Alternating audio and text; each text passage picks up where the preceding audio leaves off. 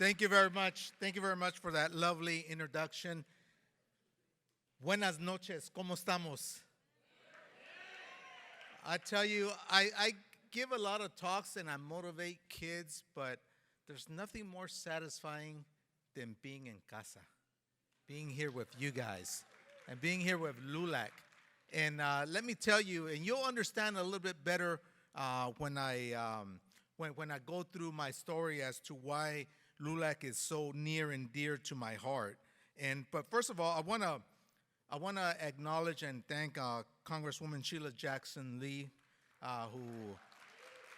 who honored us with being present. Also, Congressman Ruben Gallegos and Congresswoman Delia Ramirez and Congresswoman Caballero. Thank you very much for being here. Your presence means a lot to us and to LULAC. They're only giving me a few minutes, but I'm going to take liberty because I think I have an important message to relay. And first of all, you guys know my story.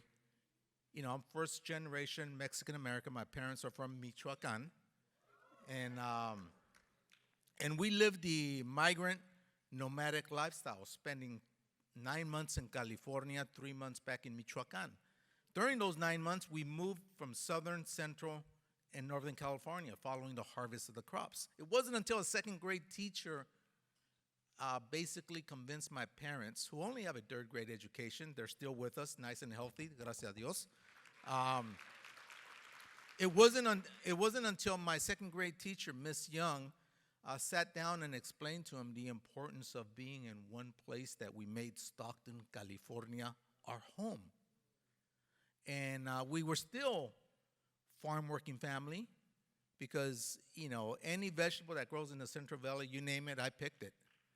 We started off with the strawberry, cucumber, cherry, peaches, pears, green tomatoes for market, and ended the harvest with grapes. And that was our life. But as we settled in one place, it allowed me to learn the English language properly. Because even though I was born in this great country of ours, I did not consider myself fluent until I was about 12 years old. And that's because the early part of my childhood education came interrupted. And so that's why it's so important to have those intervention programs, the Head Starts of the world's, because we need that. We need that to level the playing field.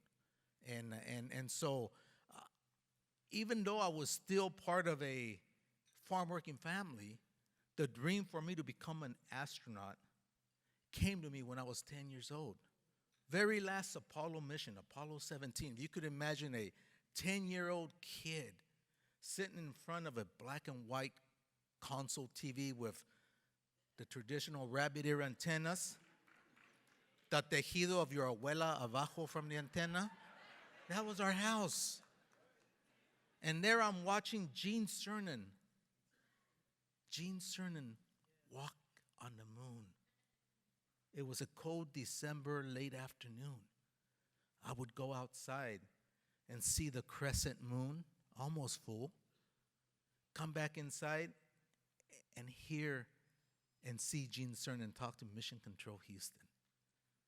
I would learn a lot that evening from the reporter, still remember his name, Walter Cronkite, narrating that moonwalk.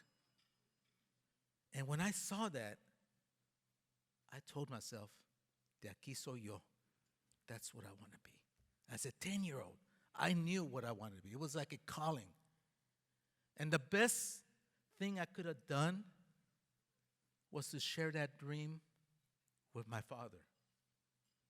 He had the wisdom to sit me down in the kitchen table that same evening and said, Mijo, if you want to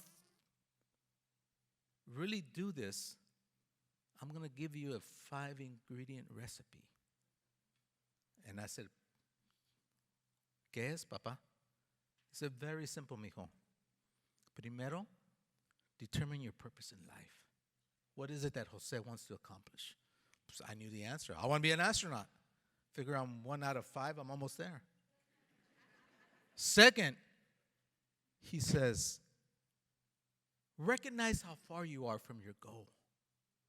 I looked down at our kitchen floor, half peeling linoleum. We lived in a 2-bedroom, dilapidated rental in the worst part of Stockton. And I told my dad, without thinking, I said, you can't be any farther than this. I thought I was going to get slapped. He didn't, though. He chuckled. And he said, I'm glad you recognize that, son, because the third thing you got to do is you got to draw yourself a roadmap from where you know where you're at to where you want to go. And obviously, you know, with your smart remarks, you know where you're at. But you have to know the way. Draw yourself a roadmap. I said, what's the fourth one, papi? Says, you're doing it already, mijo. Education. You got to prepare yourself according to the challenge you picked. And you picked a doozy. And then he said, fifth and final, he pointed out the kitchen window and said, do you know that effort you put out Saturdays and Sundays, 7 days a week during the summer, picking fruits and vegetables along with your siblings and your parents? You know that effort you put out? I said, see, papi. He pointed to my books and said, you put that effort there.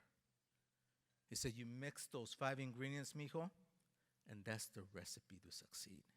This man only has a 3rd grade education, but he was wise beyond his years. And I followed that. And let me tell you, it works. It works. But I add a 6th ingredient, and that's perseverance. Because I stand here and tell you that NASA rejected me not once, not twice, but 11 times. It wasn't until my 12th attempt that finally I got invited to be part of the 19th class of U.S. NASA astronauts. And having been selected, you know, it was tough getting there. Education, getting an education, we don't start off with a level playing field, as I mentioned earlier. And I had a lot of help along the way. I had the Miss Youngs of the world, my high school teachers, my college teachers. But more importantly, I had organizations behind me. I was part of a trio, Upward Bound. I was part of MESA. LULAC Council 2060, Stockton, gave me not once, not twice, but throughout my whole undergraduate education, they gave me scholarships. They believed in me. The LNESC believed in me. And it's because of that I was able to reach my dream. And I'll tell you, when I graduated, after coming back from graduate school and working at Lawrence Livermore Lab, I was fortunate enough to get that job and still live in my hometown. I came back to LULAC. You know, I became a adult member. I became treasurer. I became vice president. I became Council 2060 president. And I even became, and this is for you, Telma Garostieta, ¿dónde estás? I even became national vice president for young adults for LULAC. Yeah, I was national vice president. So if you cut me, I bleed LULAC red, white, and blue. Porque somos familia. This is home for me. This is home for me. And I tell you, you know, when I got selected, when I went up into space, you know, you see the world from a different perspective. Less than 600 people have had the privilege, out of 7 billion, less than 600 have had the privilege of seeing the world from the outside. And when a reporter asked me to describe it, I said, you know, the first time I unbuckled my seatbelt and floated to look at the window, we were flying over North America. And you can tell where Canada was, where the U.S. was, where Mexico was. But what struck me as so awesome and so pretty was that you couldn't tell where one country ended and the other began.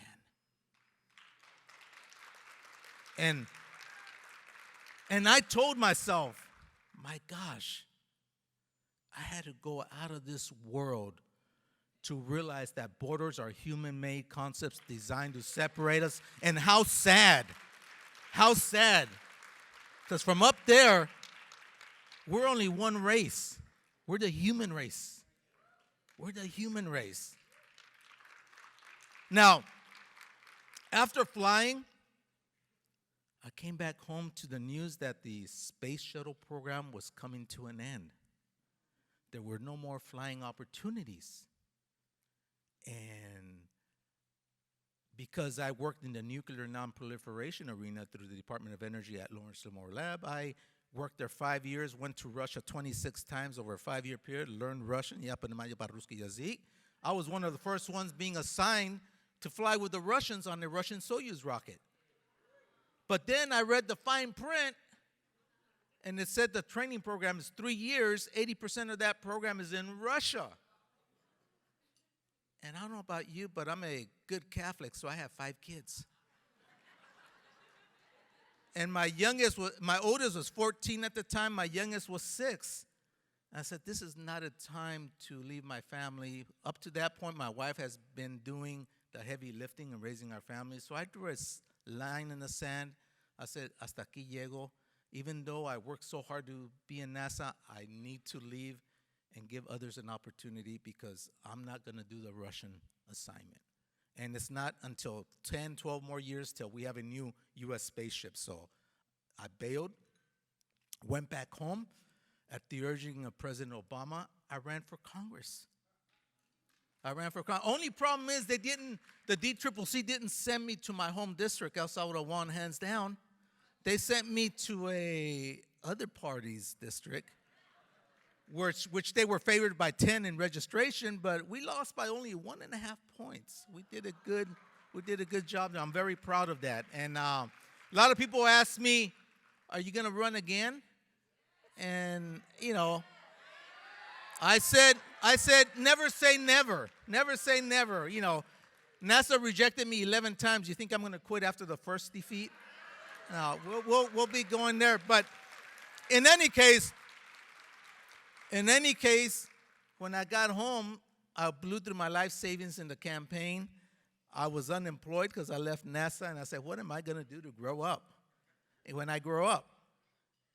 And then my kids were growing up, and they're getting ready to go to college, so I'm having tuition bills coming up the wazoo pretty soon. So I opened up my own engineering firm, aerospace consulting, renewable energy, and it turns out I've done pretty well. I've also written 3 books, including Commercial Time, Reaching for the Stars. I'm a public speaker. I don't know why people pay for me to talk, but I talk, and I'll take the money, so that's not a problem. But more importantly, I went back home so my kids can get reconnected con sus abuelos, their grandparents. And there's an old saying, you could take the kid away from the farm, but you can't take the farm away from the kid.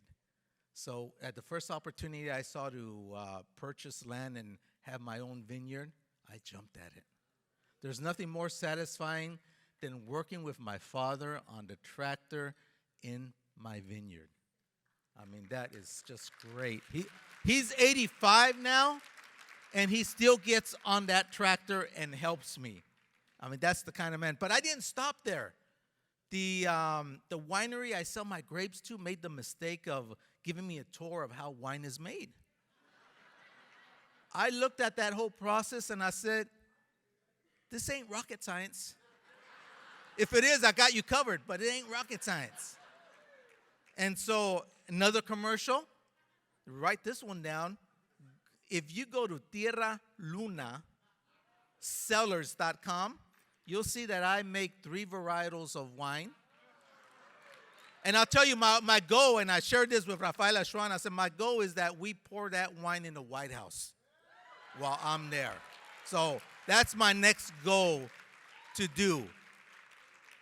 But my whole point is, and then the other thing I also want to do is, I was here. There was a young man that reached out to me, and his name is Edwin. Where are you, Edwin, from UC Santa Barbara? Stand up. Edwin, see if we can see him. Okay. There he is back there. Edwin approached me, and he said, "Sir, did you talk at UCSB a few years back?" I said, "Yes, I did." He says, "I remember your daughter was going to UCSB, and she was head of a CLOPS program, which is an outreach to get high school students from the LA area to come to UCSB and visit it and get them excited about going to college." And he said, "Well, I was one of those high school students that you spoke to."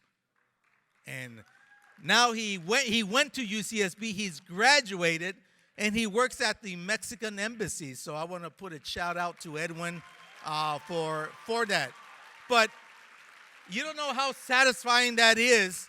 You don't know how satisfying that is when someone comes up to you and says that, "Hey, you made a difference in my life." So in closing, what I want to tell you is that, I wrote the book to reach the masses. I talked to folks in conferences, but the ultimate reaching the masses is we just finished filming A Million Miles Away, which is based on my life story, starring Michael Pena on Amazon Studios. And that movie is going to come out in late August, early September. So make sure you watch for it. Michael Pena, A Million Miles Away. So the last thing I want to do is I want to give this book to Domingo Garcia, our esteemed president. If he could come up here so I can give him the book. And I want to thank all of you for your attention. I've taken probably a little bit more time than I should have, since I see people arriving here. But thank you very much. Muchísimas gracias.